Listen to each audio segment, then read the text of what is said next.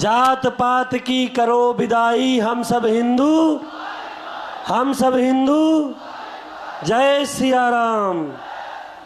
परम श्रद्धेय परम पूज्य श्री राम स्वरूप जी पांडे जी, पूज्य पिताजी महाराज श्री के चरणों में प्रार्थना है कि आप भी अपने सुमधुर वाणी से हम सबको अपने रसामृत से आप्लावित करने की कृपा करें। हरि ओम तत्सत। श्रीमते रामचंद्राय नमः। हम अपने को बड़ा भाग्यशाली समझते हैं। इस पुण्य भारत भूमि में हमारा जन्म हुआ है और हमारा धर्म सनातन धर्म है। सनातन धर्म का उद्घोष है सर्वे भवन्तु सुखिनः, सर्वे सन्तु निरामयाः, सर्वे भद्राणि पश्यन्तु, माँ कश्चित् दुख भाग भवेत्। सर्वे का अर्थ क्या होता है? सर्वे का अर्थ क्या होता है? सर्वे का अर्थ कोई वर्ग विशेष नहीं होता है। यह जो कुछ हो रहा है, यह कुछ नया नहीं हो रहा है। यह अभियान सनातन धर्म जिसका स्वरूप है, सनातन माने सदा सदा भवा सनातनः, जिसकी सत्ता सनातन है, इसके मूल का पता नहीं है और सदा उसकी स्थिति रहेगी, अनंत काल तक ही स्थिति रहेगी। इस सनातन धर्म के अंतर्गत समय समय पर अनेक महापुरुषों ने समाज में जो विकृतियां आती दिखाई दी, उनके समाधान के लिए सदुपदेश दिए, सबको सावधान किया। इस संबंध में अभी आप भरत जी की चर्चा कर रहे थे, झलका झल कहीं पावन कैसे। ये कोई बड़ी बात नहीं है।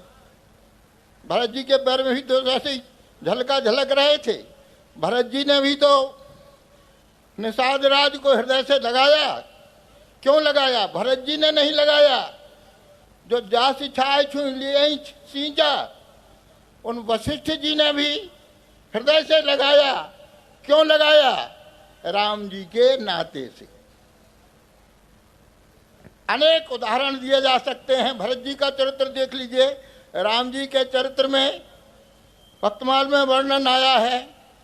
राम जी सबरी को खोजते खोजते चले जा रहे हैं। महात्मा लोग उदास हो रहे हैं, हम लोग इतनी तपस्या करने वाले, ये तो सबरी जी के पास जा रहे हैं। और सबरी तो देख करके भाग गई कि राम जी हमको इतना महत्व दे रहे हैं। ऋषियों ने आकर के कहा कि महाराज हमारी समस्या है कि सरोवर का जल गंदा हो गया है, इसका पवित्र कैसे किया जाए। तो राम जी ने कहा यह गंदा कैसे हुआ?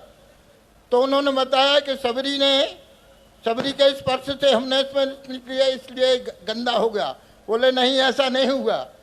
सबरी जी इतनी पवित्रा हैं, उनके चरणों की रज से यदि इनको इस जल को धोया जाए तो ये कीड़े समाप्त हो जाएंगे। ऐसा सुन के सबरी तो भागी और महात्माओं ने कहा यह ठीक हुआ, यह अच्छी भागी। अब कहा कि महाराज हम क्या करें? कहा सबरी भाग गई पर उसके चरणों की रज तो पड़ी है, चरणों की रज को तो डालो सरोवर में। चरणों की रज को डाला तो जल पवित्र हो गया। हम शास्त्रीय रूप से यह बताना चाहते हैं, सनातन धर्म की परंपरा सदा से जो चल रही है, उसी परंपरा को आपने आगे बढ़ाया है और संतों का जो काम है उसी को ये कर रहे हैं। हम तो हर शब्द की व्याख्या गंभीरता से समझ आए तो वहाँ विवाद सब समाप्त हो जाते हैं। देखिए, नास्था धर्मे न च वसु निचये नैव कामोपभोगे यद भाव्यम तद भवतु भगवन् पूर्व कर्मानुरूपम एतत् प्रार्थ्यम मे बहुमतम जन्म जन्मांतरेपि तत्पादाम्भोरुहमुपगता निश्चला भक्ति मेस्तु। कहते हैं राजशेखर जी, ना आस्था धर्म, मेरी धर्म में आस्था नहीं है। अब यहाँ से प्रश्न उठता है धर्म में आस्था नहीं है तो आप क्या धर्म निरपेक्ष हैं? धर्म निरपेक्ष का अर्थ होता है कोई चीज निरपेक्ष हो नहीं सकती है। पर संविधान में धर्मनिरपेक्ष शब्द के पीछे सद्भावना थी। सद्भावना क्या थी कि धर्म, अर्थ, काम और मोक्ष, इससे ऊपर श्री राम जी का प्रेम है, राम जी का संबंध है, राम जी की वैष्णवता है। अभी विद्वान बैठे हैं, अथो तो स्वच्छतो गरीयान यज्ञवाक्य वर्तते नाम तुभ्यम। भैया बैठे हैं इंद्रेश जी, इसका क्या अर्थ हो रहा है? स्वच्छतो गरीयान कह रहे हैं तो ये राम का संबंध है, इसके मूल में राम के संबंध सिवाय कोई बात नहीं है। मानिए सबही राम के नाथे। वशिष्ठ जी ने भी तो हृदय से लगाया था। हजारों प्रमाण हैं। कबीरदास जी कहते हैं हरि का भजे सो हरि का होई, जात पात पूछा नहीं कोई। कबीरदास जी कोई सामान्य महापुरुष नहीं थे। हम यह कहना चाहते हैं कि धर्मनिरपेक्षता का अर्थ यह है कि भगवान भगवत सापेक्ष, हम सबको श्री राम सापेक्ष होना चाहिए। हमको हमारे भारत में भगवान की भक्ति है। देखिए वैष्णव धर्म जो है, वेद पुराण उपनिषद सबका सामाजिक रीतियों का आदर करता है। अभी भैया कह रहे हैं कि कोई उसका वो खंडन नहीं कर रहे हैं, सनातन धर्म के अनुसार ही कर रहे हैं, यही सत्य कह रहे हैं। हमें भी ऐसा लगता है कि अर्थ न धर्म न काम रुचि, गति न चाहो निर्वाण, जन्म जन्म रति राम पद यह वरदान न आन। इसी राम रति की बात को हम सब लोग श्री राम जी के हो जाएं, इसके बाद हम धर्मनिरपेक्ष हो जाएंगे। धर्मनिरपेक्ष रामानंदाचार्य जी भगवान ने इसी धर्मनिरपेक्षता की व्याख्या करने के लिए, हम विशद रूप से धर्मनिरपेक्षता शब्द की व्याख्या कर रहे हैं। हम यह कहना चाहते हैं कि भगवान की भक्ति और श्री राम जी सबसे ऊपर है। धर्म का क्षेत्र सदलोकों की प्राप्ति यदि है तो हम उससे आगे भगवान श्री राम जी के चरणों की भक्ति प्राप्त करना चाहते हैं।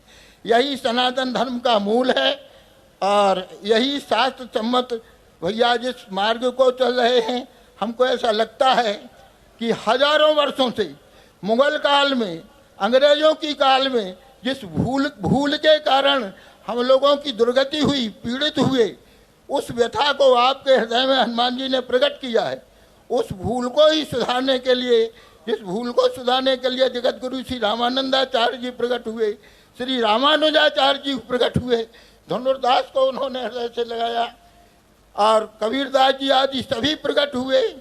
उसी धरा, उसी परंपरा को आगे बढ़ाते हुए भैया आगे बढ़ रहे हैं और हमको बड़ी प्रसन्नता है। सबसे बड़ी प्रसन्नता ये है कि इनके पैरों में जो बंधे हुए हैं कपड़े, इनको देखकर हमको बहुत प्रसन्नता हो रही है। और अभी कह रहे थे, उसी को कह रहा हूँ, बात को और ज़्यादा कुछ कहने की जरूरत नहीं। झलका झलका ही पायन कैसे, पंकज ओस कोस कम जैसे। हम तो आपके पैरों के इन झलका झलकों को देखने के लिए आए हैं और इसी बात को, यही आपकी सद्भावना का प्रमाण है।